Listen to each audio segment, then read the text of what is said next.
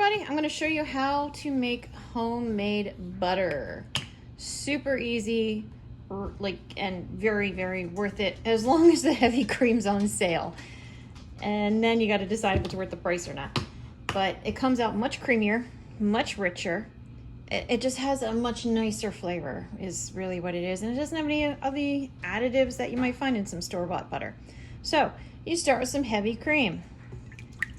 And you pour it into your mixer. I'm going to do the whole darn thing because I have no need for this cream.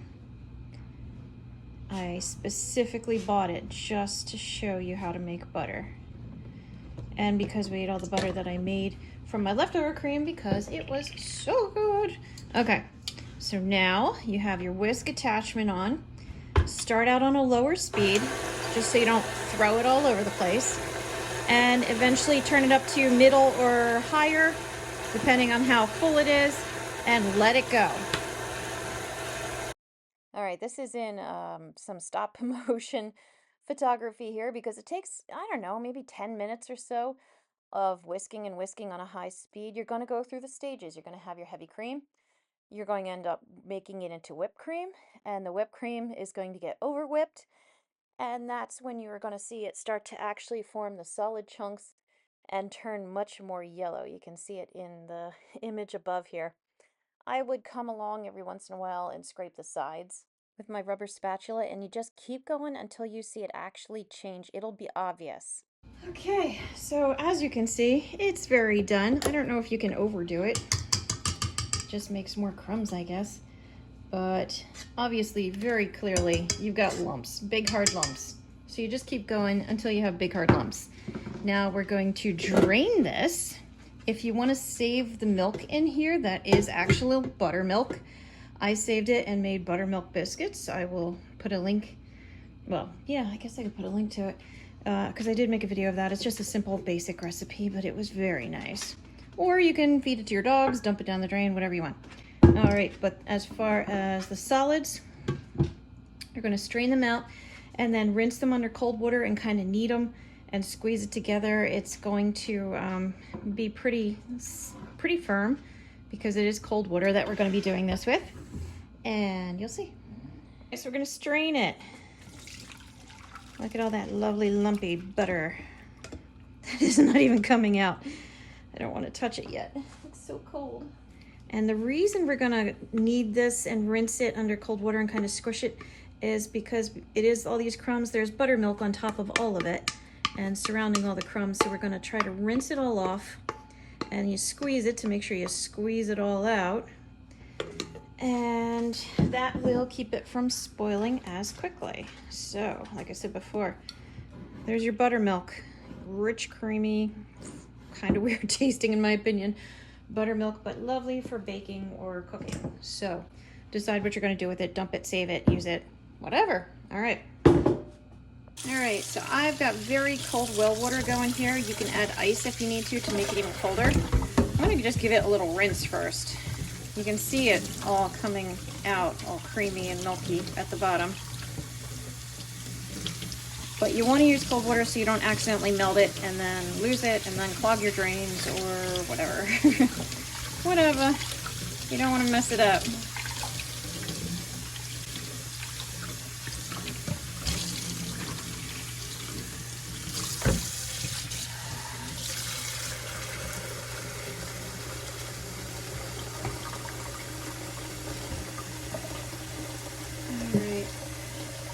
And you don't need a lot of water. You're going to find it's pretty effective. And you can see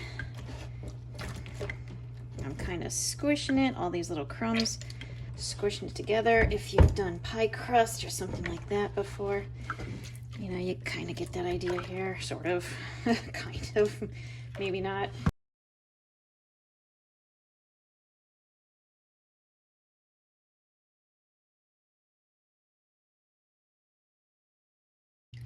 You are going to end up losing a little, I would think anyway. I do.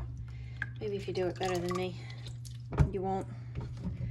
But put a strainer, you know, something small in your sink so you don't send any of the butter crumbs down the drain. Rinse your bowl. And then do it again. And eventually, it's gonna come clear. It only takes like 2 or 3 times. It's not much. Like, look how much clearer it is already.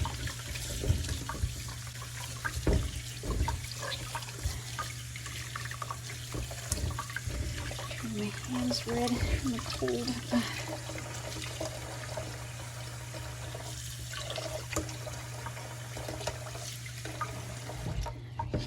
I guess I'll do it one more time.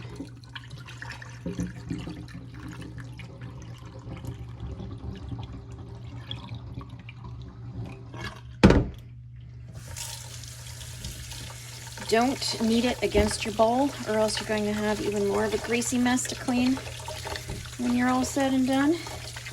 Yeah, this is good. Ooh, so cold.